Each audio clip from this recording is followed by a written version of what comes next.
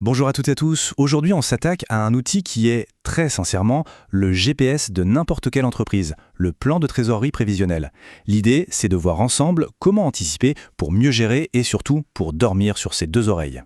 Alors, petite question pour commencer. Est-ce que c'est possible d'avoir une entreprise qui gagne de l'argent sur le papier, qui est donc rentable, mais qui se retrouve avec un compte en banque vide au moment de payer les factures? Ça paraît fou, non?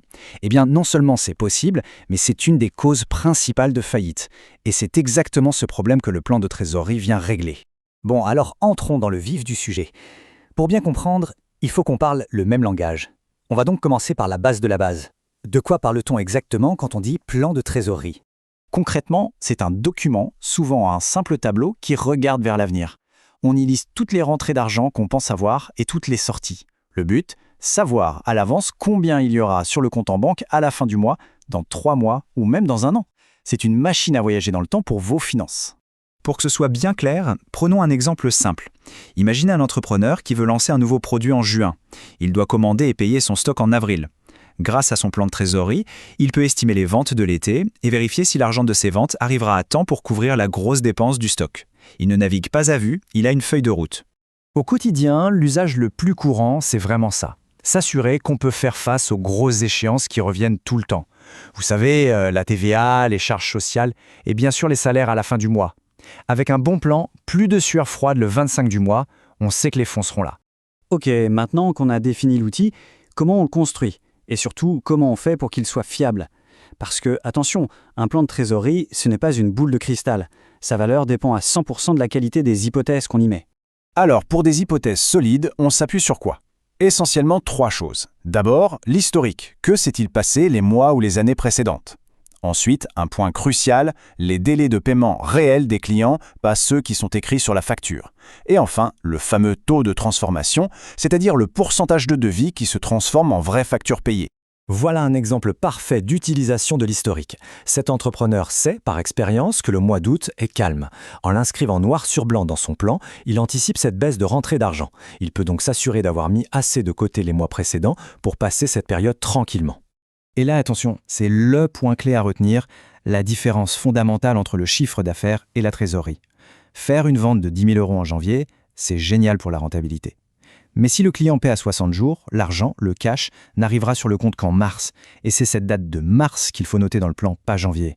Avoir un plan réaliste, c'est bien. Mais on le sait tous, dans la vraie vie, il y a toujours des imprévus. Un bon plan doit donc aussi nous préparer à ça. Voyons comment on peut gérer l'incertitude, parce que, soyons honnêtes, les choses ne se passent jamais exactement comme on l'avait imaginé. Une super technique pour ça, c'est de faire plusieurs scénarios. Au lieu d'un seul plan, on en fait 3. Un scénario normal, celui qu'on pense le plus probable, un scénario optimiste, pour voir ce qu'on ferait si tout allait mieux que prévu, et, le plus important, un scénario pessimiste. Que se passe-t-il si un gros client ne paye pas? Ça permet d'anticiper les coups durs et de préparer des solutions. L'autre réflexe, c'est de se constituer un matelas de sécurité. C'est tout simplement une réserve d'argent qu'on garde précieusement de côté pour les coups durs. Une bonne pratique, par exemple, c'est de viser l'équivalent de 2 ou 3 mois de charges fixes, comme les salaires. C'est un peu l'assurance vie de l'entreprise. Bon, à cette théorie, mettons les mains dans le cambouis. Le plus intéressant, c'est de voir à quoi ça ressemble en vrai. On va analyser ensemble un exemple très simple de plan de trésorerie sur 6 mois. Voilà à quoi ça ressemble. On a les mois en colonne, et pour chaque mois, on voit le solde au début, toutes les entrées d'argent, toutes les sorties, la différence entre les deux, et enfin le solde à la fin du mois. On va zoomer sur quelques points intéressants. La mécanique de base est super simple. C'est le principe des vases communicants. Regardez bien, le solde à la fin du mois de janvier, ici 5 800 €, devient tout simplement le solde de départ pour le mois de février. Et ça continue comme ça, de mois en mois. C'est logique. Maintenant, regardons le mois de mars. On voit que les décaissements sont plus élevés que d'habitude. Si on regarde le détail, on verrait qu'il y a eu un investissement ce mois-ci. Par exemple, l'achat d'un nouvel ordinateur. Du coup, les sorties d'argent ont dépassé les entrées. Et voilà ce que ça donnait sur la ligne flux du mois, moins 200 €. Ça veut dire que sur le mois de mars, le compte en banque a baissé de 200 €. C'est un point de vigilance. Et c'est là toute la puissance de l'outil. Pas de panique. Même avec un mois dans le rouge, le solde final reste très positif à 7 400 €. Pourquoi? Parce que l'entreprise avait accumulé de la trésorerie en janvier et février.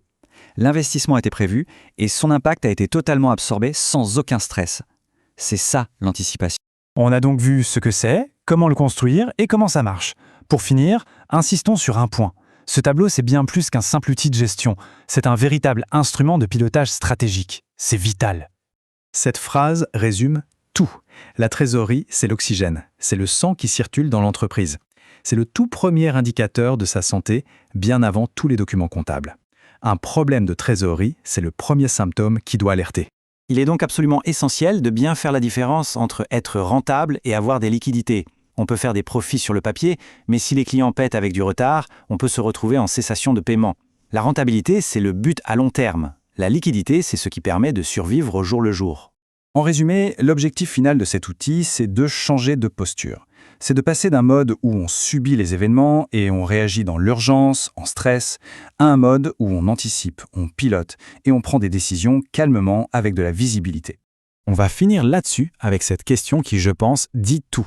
Vu son importance pour la sécurité et la stratégie de l'entreprise, faire un plan de trésorerie, ce n'est pas une option. Ce n'est pas une perte de temps. C'est un investissement qui rapporte de la sérénité. Et ça n'a pas de prix.